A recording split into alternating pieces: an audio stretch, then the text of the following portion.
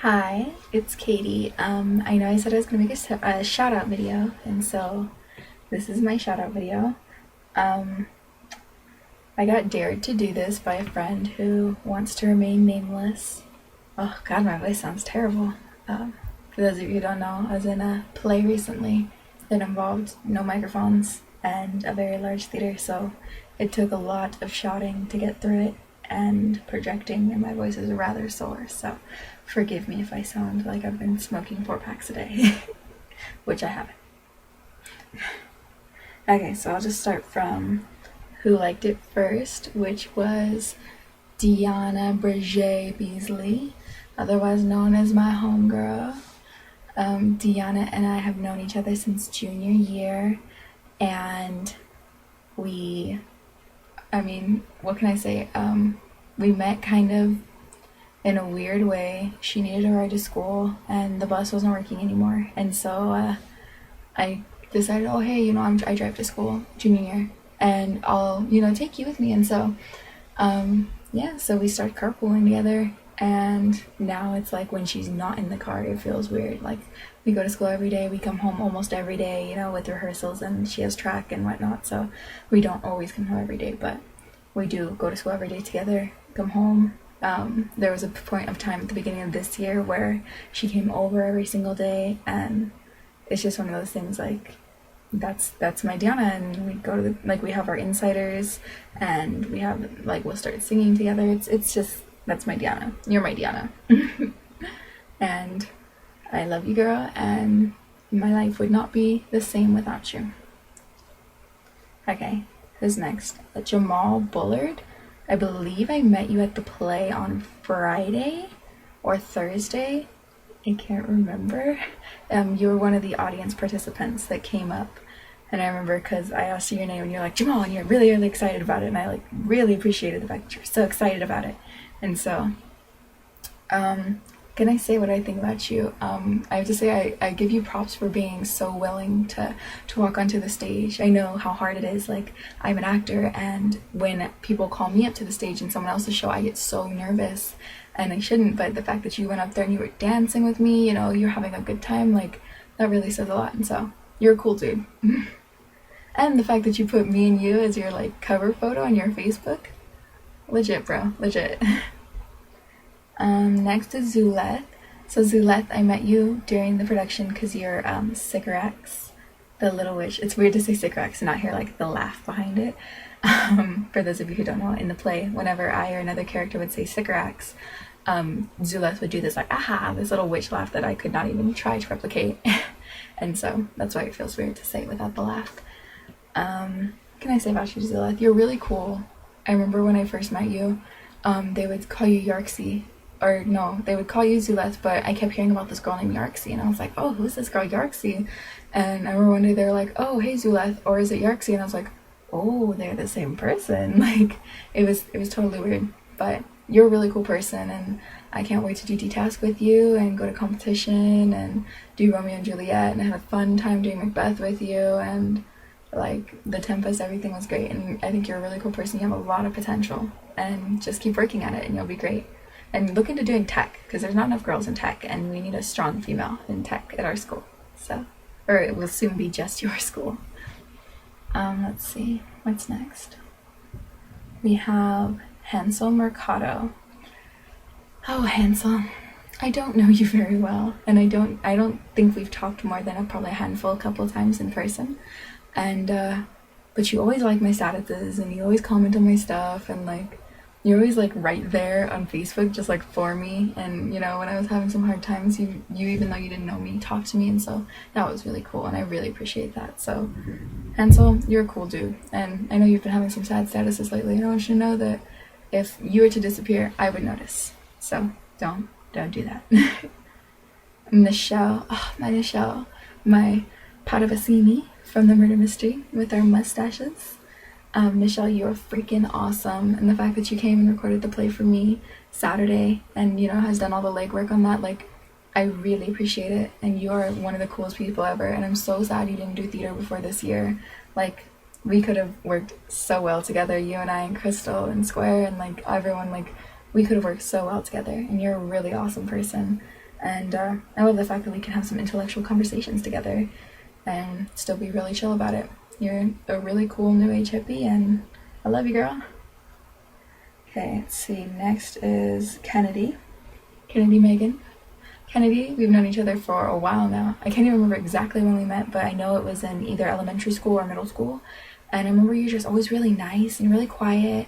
And now it's like, oh, it's weird that we keep contact this long, especially because we haven't seen each other since middle school. And I know that we're both, about to be adults, and I'd love to meet up and have lunch and catch up and just see how you're doing and just like establish a friendship again. Since I know right now it's kind of like in a weird place where we're friends, but we're not like, we don't know each other that well. So if you're interested, hit me up, inbox me, text me, something. Okay, Jose Ruiz, or Ruiz, I can't roll my R's. Well, I can, but I just can't right now. Jose, we've talked. I think we've talked. But you always like my stuff and everything on Facebook, you always like it, and I'm so glad, and you comment on stuff, and you always give me really nice, you always give me really nice comments, and I really do appreciate you being an active member of my Facebook life. So thank you, Jose Ruiz, and I hope that I appropriately like and comment on your things as well. Okay, next is Troy. Hi. You're kind of a new friend, but you're really smart, and I like the fact that you're really smart. And for those of you who don't know Troy played my role in UCR's version of the play we just did, The Tempest. He played Prospero, and I played Prospero, so we bonded over being common Prosperos. And I went and saw UCR's version of The Tempest, and it was so good. Oh, I love the interpretation and the intellectuality behind the actual thought process of Prospero being portrayed as like a Beethoven Mozart character, and just the way the character was portrayed and everything. I really, really enjoyed your interpretation of Prospero.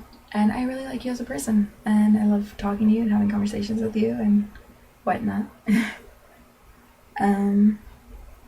Next is Daniela Nunez. My girl Daniela. We met in theater. We did a lot of stuff together. You were there when I broke my ankle during Fragile Souls. You were there for me for everything, and you've always been a guiding light of just like inspiration. You're so happy-go-lucky, you're so optimistic, and that really has gotten me through a lot of tough times, knowing that you're so optimistic. And when you went and we hung out together after you graduated, like showing that you still cared about me even after you left was such like a big deal, and I so much appreciate it. So thank you, thank you, Daniela. I could not put into words how much you mean to me. So, and I want to hang out again, so message me. Next is, I have my phone, just so you know I'm not like staring at my crotch. I have my phone. Next is Robert Zambrano. Oh, Robert. I remember when we had our triangle days, you and me and another person, and we were really close back then, and then a lot of things happened, and now we're not so close. And I would love to keep a friendship with you, Robert, and I'd love to know you after high school. I'd love to know you. And you are an awesome person. You just need to keep your head up, and I know things are really hard. I know life is really hard, and I know we've been some common places. But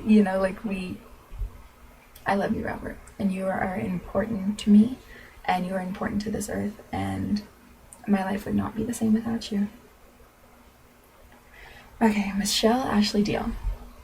This is quite the complicated one, because we went to school together, but we didn't really talk in school, and I just remember you as being like, oh, you're that senior girl, and that's really it. Is like you was the two Michelles, Michelle Whitty and you, in 6th period theater, and like I don't know, it's one of those things, like we didn't know each other well, but I know we went through some similar tough times lately, and so we kind of bonded over them, and I really appreciate like you as a human being, and I think you're a very strong woman.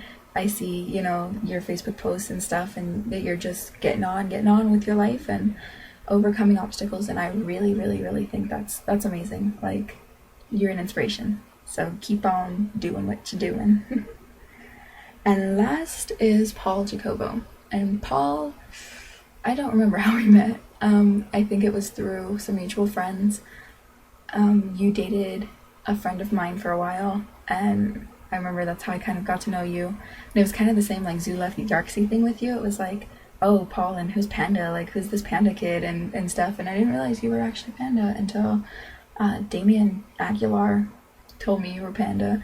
And yeah, I don't think we've ever really hung out, but we did talk a few times on Facebook, and you know, you were there, you asked me what was wrong when things were going really bad in my life, and I don't know, you're a really cool person, and you're always on the announcements, and you're just a really cool dude, and I'm glad I know you as a human being. And then there's a couple of inbox ones. So one of the inbox ones was, there's a question, and it says, why do you always make weird faces in pictures? Rude. I do not always make weird faces in pictures, but okay, yes I do. I make a lot of weird faces in pictures. Mostly like that face, that like really ugly, drawn back multiple chins face, like that one. Not cute, but I don't care. Like, I think it's one thing if you're really pretty, but it's another thing if you can, you know, be happy enough with yourself and be okay enough with yourself to be ugly.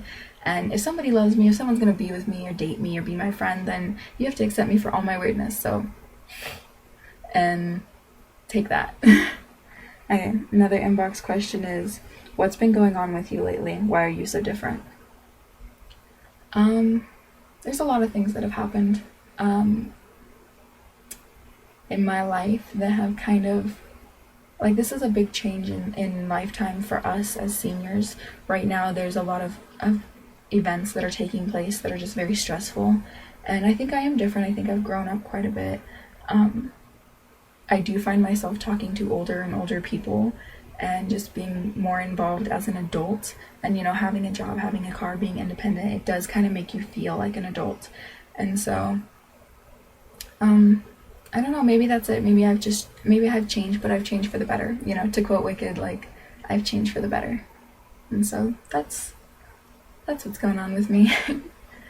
Let's see, the next inbox one was, oh, my phone just froze. Okay. The next inbox one was, why are you dyeing your hair? Okay, that was really bad verb tense, bro. Like, why are you? I'm not doing it at the moment, so. Anyways, why have I dyed my hair? I have dyed my hair because I am a natural blonde, but I'm not this color natural blonde. I am a dirty blonde. And so when I was younger, my hair was dirty blonde, but I would swim and I was doing so many activities and I was in the sun so often that my hair kind of started turning like a weird brown blonde, almost like a green in sunlight color, which happens sometimes to people with dirty blonde hair. Their hair kind of turns a weird shade of like dishwater blonde. And so I didn't like it. And so in, I would think, 9th grade, I started dyeing it blonde, and then I started dyeing the bottom, and I like the bottom, and now it's like, this is my trademark thing. Like, everyone knows, oh hey, you know, I have two-tone hair, and I have really long blonde hair, and usually bangs, and this is kind of my thing. It's how people find me, considering I'm so tall. I'm like an Amazon woman, so they find me with my blonde hair and my height and everything. So I think this video is coming to an end. So there's one more question, and it said, if of any of your friends, who do you miss the most? Well, that's a hard question because I've lost a lot of people this year, and so it's hard to put a pinpoint on who you miss the most.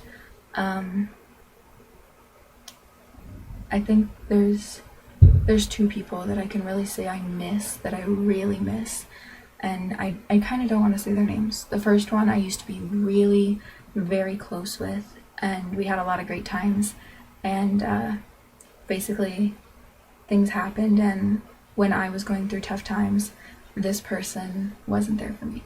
And so it's one of those things, like, you know, I can't always fix everything, and so if you're not going to contribute for me, I will help you, I will be there for you, I'll do anything I can for you, but I can't stay in such, I can't trust you if I can't trust you to be there for me, and to just be as good a friend, at least as good a friend as I'm being to you.